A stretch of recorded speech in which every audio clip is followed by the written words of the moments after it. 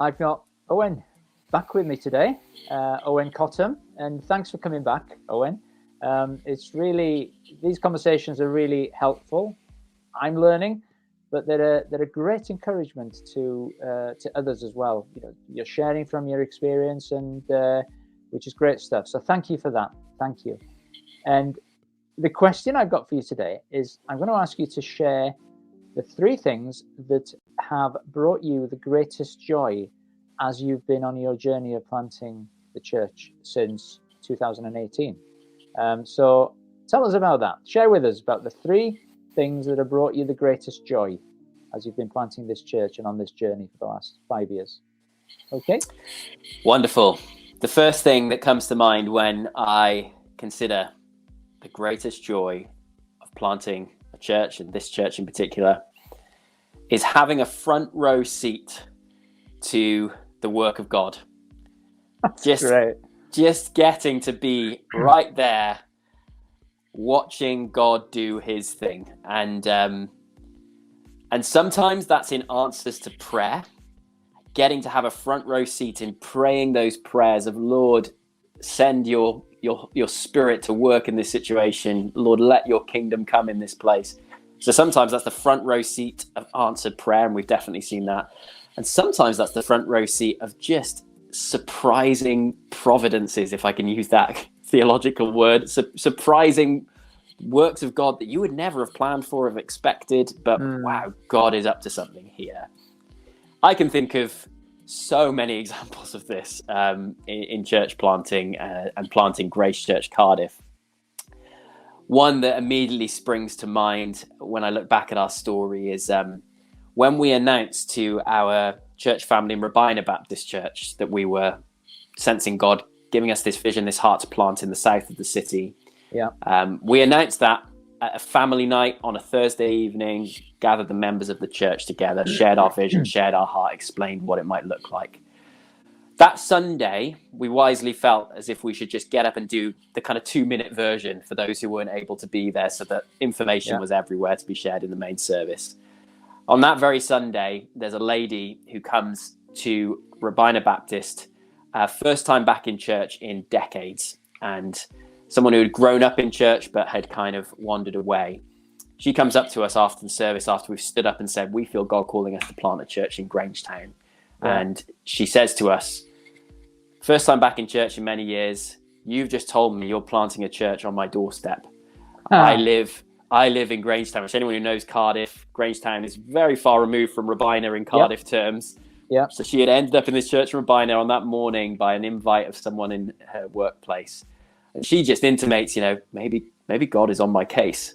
And before lovely. You know it, she kind of comes along to one of our early gatherings. She becomes part of the family here at Grace Church, and she's still a member of our church community. That's just one example of a surprising work of God. Another would be how we've seen God provide for us in our housing situation. When we first wanted to move down here, there were all kinds of obstacles in us moving here. And I won't go into the long version of the story, but the short version is that in praying, Lord, provide a house for us, we were really struggling. Ended up one day going for a coffee in IKEA, sat opposite an elderly couple. And as I was meeting with the individual with me who was part of our original church planting group, they were overhearing us talking about planting a church here in Grangetown. And they said, we're Christians. Does anyone you know need a house down here? And kind of taken aback. We need a house. And the long and short of it is that by the end of a half an hour phone call to a neighbour of theirs who was about to put their house in the market, we had basically had our way in cleared for a house provided for us in the area, which had not been easy before that. Can I just say something? I hope I'm not disturbing you and no, go for it. Go. Interrupting your flow. How many people go into IKEA and come away with a house? Exactly. Yeah. You come away with bits and bobs, bits to the house, wardrobes, beds, whatever, but nobody's come away from with a house. So absolutely brilliant. Sorry. And that kind of and I'd use those 2 examples. The third that I may use as well, just to round that off, is God's provision in meeting spaces for us. this, in many ways, I look back on still and I'm just absolutely amazed. We meet in Channel View Leisure Centre in Grangetown, and we've been meeting there since the end of 2018, our first year. But originally we were meeting in another community centre, and I remember June 2018 having a full Sunday and having that great moment of getting on my knees on the Monday morning. Lord, I think we're outgrowing our space. And Lord, lead us on. Where do you want us to go next? And I wouldn't recommend this as the main way to hear the voice of God. But in prayer, I just had what others have experienced at times pop into my mind, a random Bible passage, 2 Kings chapter 6. I think, okay, it might just be my mind generating something here. I don't really know what's in 2 Kings 6. I think it's something to do with Elijah or Elisha. Let's look it up and start reading 2 Kings 6. And within a couple of verses, it says these words: "The place that we are meeting is too small for us. Let us go down to the river and build a place for us to meet." So I'm taken aback and think, wow, this feels like a coincidence. What if the Lord is directing us in this? The place we're meeting is too small. Let's go down to the river. I think, where sits along the river in Grangetown? Oh, that leisure centre, Channel View. Didn't know much about it at the time. Went and did some explorations. But when I got there, I thought, this has got some limitations compared to where we currently are meeting on a Sunday. I'm not sure. I'm just going to park this. And that's a lesson in itself, that I think I'd heard God's voice, but I didn't have the faith to act on it. Fast forward to August. So this was in June. Fast forward to August. I get a message at 6:00 one morning from one of the members of our church family. And just this guy texting saying, just sat with a coffee, couldn't sleep, and thought I'd open my Bible and been reading back on some notes that I've been making as I've been reading through 2 Kings. And I feel particularly drawn to 2 Kings chapter 6. And he literally said these words: "I don't feel it is for me to share what is relevant, but I sense the Lord will show if there is some relevance in this passage." And I just want to share that with you. Wow. I was just like, whoa, God is really leading us in this. And we end up moving to Channel View, and it's been a wonderful home for us for the past few years. And I shared just little snapshots, an individual kind of coming to faith and coming to church, our own sense of provision, God leading us as a church family. In all of it, what is it? It's a front row seat to what God is doing. And that has been one of the greatest joys of church planting for us all along. Just seeing God at work, doing his thing, providing for his people, bringing people into the kingdom, and leading us on. So what else have you got for us, Owen? What else has brought you joy over the years that you've been there? Second thing that's brought us great joy in church planting Grace, has been watching people find their place in the mission of God. Watching the people of God find their place in God's mission. First on that list, I have to say, as the leader of Grace, as a pastor, is watching Charlotte, my wife, and my boys find their place in God's mission. And, in the process of discerning, is the Lord calling us to plant this church? Charlotte and I have often reflected, and she's got her own story to share on all this, but how I am a very vision-orientated person, and she is a very present-orientated person. And there is a wonderful dynamic when we work together in that of, of calling us forward, contentment in the present, calling us forward, contentment in the present. But I think it's fair to say that, when I initially was sharing this, I think God's speaking to us here, Charles. I think we need to step out in obedience. She was never reticent, but I think she's one of those people who can only see it after the event, and so there was just that, rightful sense of like, one step at a time, let's see how things go. And it's just been wonderful retrospectively to see the way that she has flourished in her walk of faith as a mum, as a leader in the church, as a friend to people in the community, as a witness to people in the community. And so watching her find her place in the mission of God through this adventure has been wonderful. That's amazing, because that's my experience as well with Jill. I'm the one that sort of, a visionary, and then Jill is, well, how is this going to work out practically? So that's amazing. And she is it's often been said of Charlotte, and I can praise her because she's not here, so I can just sing her praise.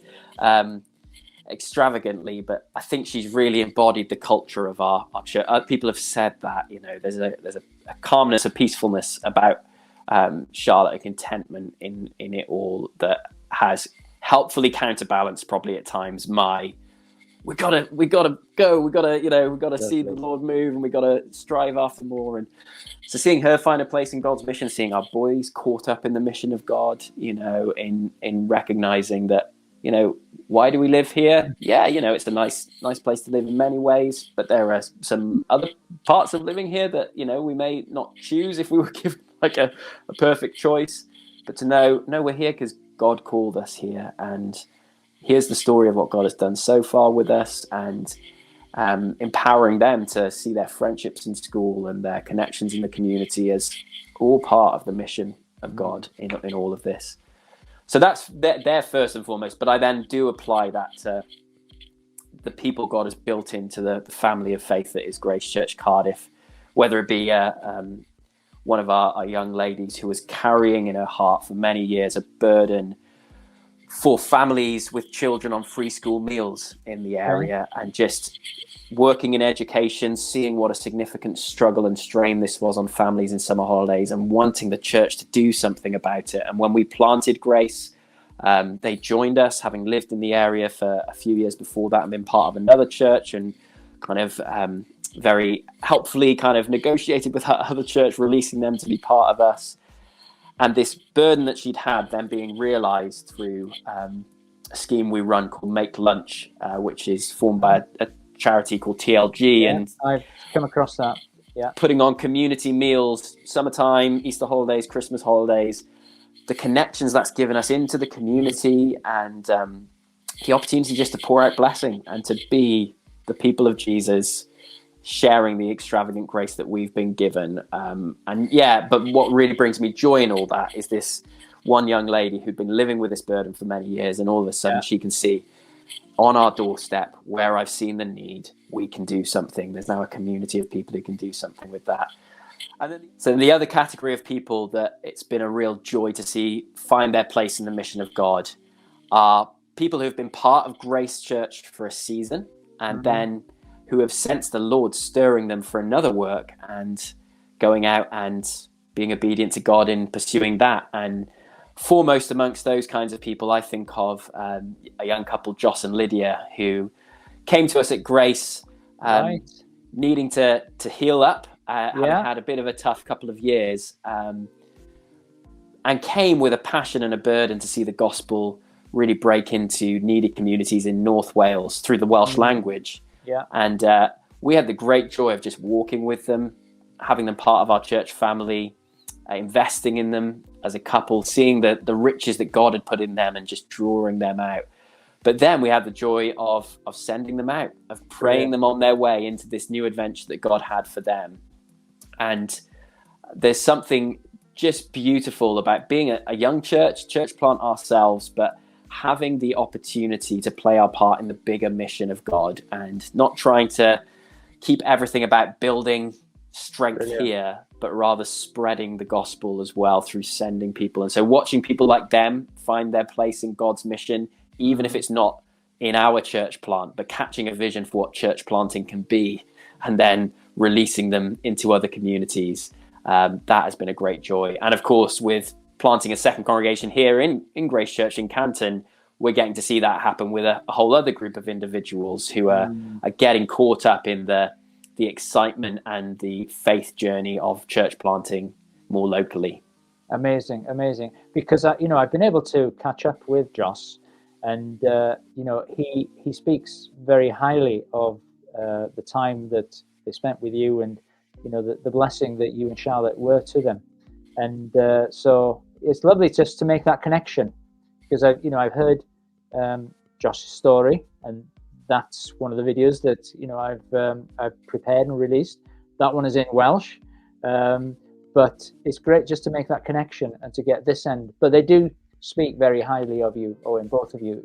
So you've been a blessing to them, and you've sown into Blaenau Ffestiniog. Not many people can say that, but you've sown into Blaenau Ffestiniog. So well done. So go on. Sorry, go on. Carry on. No, so that really then sums up that second joy, really, of watching people find their place in God's mission. I think church planting is a unique opportunity to do that, I believe, because you go back to mere church, if I could call it that. C.S. Lewis wrote mere Christianity. What is Christianity? Undiluted, just the simple, basic, pure form of what it means to be church. And church planting gives that opportunity to go back to the drawing board, to blank canvas, open the book of Acts, open the scriptures.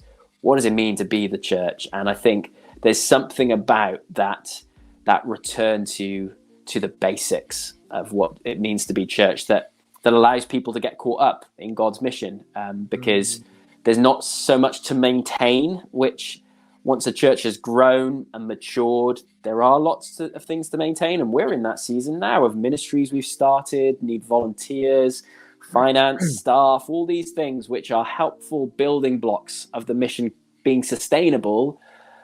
But one of the joys for us has just been in those early years, and hopefully keeping some of that going ongoingly and multiplying, seeing people find, wow, in this missional call of sharing the gospel with all people, I can realize the dream that God put in my heart, the calling that God has put on me, and find my place in serving people in Jesus' name. So that's been, just a wonderful joy. Brilliant. And I'm just thinking, as I'm listening to you, you church planters, correct me if I'm wrong, but you church planters are a bit like Indiana Jones, really. You're ready to go in there and do battle and get the adventure, and there are some challenging times. You've experienced them, you've shared some of them, but there is also this side to it, which is the joy of seeing fruit, of seeing things come together. Not always easy. You've got to battle through the pain, through the challenges, I'm sure. And but there is joy at the end of it. A final joy I would share, front row seat, watching people find their place in God's mission. The final thing I would say is the joy of, I'll put it like this, deepening friendship. And Brilliant. I mean that in two directions. Firstly, in deepening friendship with God. And as you say, church planting has cost, it has sacrifice, it has hard times. It doesn't have the guarantee of working out as we might hope. But in and through it all, my experience has certainly been a deepening of intimacy with God in the midst of it all, and a deepening of my trust in him. I genuinely think the context of church planting and all of its pressures and difficulties has forged and formed something in my faith that if I had sat back and not been obedient to that call of God, I'm not sure would have come about in the same way. Peter talks about, doesn't he, how there's that furnace so that our faith, the trials are like a furnace, so our faith will shine like gold. And that's been our experience of deepening friendship with God in the midst of all this. And Paul talks about the fellowship of Christ's suffering, sharing the fellowship of Christ's suffering. So that has been a joy, and that's the joy underneath it all, to be completely honest with you. If we never see answers to prayer, and if we never see people finding their place in God's mission, but we can know more of God in the midst of all this. Amazing. To me, that's worth it. But there's one final dimension I want to mention as well. The second side to that joy is deepening friendship with our friends, with our church family. And because you're on a journey together, aren't you? Absolutely. That is absolutely it. And once again, this is one of those grace of God moments where we look back and think, we didn't deserve this, Lord, to have such a quality group of early adopters, if I could put it like that, who have largely stayed the course. And it's one of those things that particularly, I don't want to speak negatively of America as if I got anything against America, which I haven't, but I often would hear coming out of American church planting conferences and books, your core group won't be with you in 2 years' time. That was what kept coming out of church planting kind of common wisdom. And so I kind of filed that and think, why on earth would that be? And people would often speak of, as the church grows and changes, those early adopters who are right in the thick of things will realize they can't be as good friends with the leader, and there'll be other, and maybe many reasons why that has become common wisdom in some circles. I don't want to comment on all of that, but we have had the joy and privilege of journeying with that early group of people, and most of them still being part of Grace Church today, and having had the privilege of seeing some of these ups and downs with them together, seeing our families grow and go through hard times together, seeing the joys and heartaches of mission carried together in prayer and in friendship and community. And so, that once again, I think when all is said and done, and we look back on this season of our life and however long it extends in the course of our life, I think we'll say it's cheesy in some ways, but we'll say that part of the joy of the journey was who we got to do it with, and the privilege of deepening in friendship along the way of being about God's mission together. That's God's purpose as well. He's weaved that into it as one of the fruits, one of the things that bring joy. And so amazing. Listen, Owen, what I've heard you share is church planting brings its challenges, but even in the midst of the challenges, the things that happen bring you so much joy on the journey that it's more than worth it. And so if there's anybody out there who is facing challenges, whether it's in the church planting arena or not, there's joy to be had in the challenges, because you grow and you will see fruit. So I'm really grateful to you once again. Okay, is there anything you want to say to sort of finish off, or I would just say, as you have underlined there, Gwyneth, it is a joyful thing to be part of. If God calls you to plant a church or to be part of a church planting team, get ready for a journey that, by God's grace, I pray would have many, many of those joys. And it says of Jesus, doesn't it? For the joy set before him, he endured the cross, and that is the model that we are to follow. We have this joy of knowing him ultimately in the midst of it, and the joy of eternity to come with him. And so we can endure some of the struggles and pains that will come in planting the gospel in difficult places, but it is worth it. Brilliant. Great place to end. So, I'm sure that we will be having many more conversations like this, because you're on a journey, I'm in a journey with this channel as well. So I'm sure that along the way we'll have some more conversations, and because what we're trying to do is just encourage people, really, just to encourage people and help people, because God is doing something in Wales, and he's certainly doing something amongst you church planters, raising up a generation, and it's very exciting to see and to pray about. So thank you. Say hello to Charlotte for me. Okay, I will do. Yeah, we've yet to meet, but yes. Well, she knows my face anyway. Oh yeah. Yeah, as long as she's watching the videos. Oh, she's enjoying them, and I'm sure at some point she'll have her story to share in it all as well, if that would ever be that'd be wonderful. Wanted. I'm ready, right, for Charlotte to share her story. I'll try and convince her. Yeah, please do, because it'd be great to hear Charlotte's story, and get a different perspective on it, a more practical, grounded perspective. Yeah, really. And I'm just referring and thinking about Jill, that she would give a more grounded, practical perspective than I would. So But for now, Owen, brilliant. Thank you very much. Okay. And Thank you, Gwyneth. God bless you. See you soon. Bye.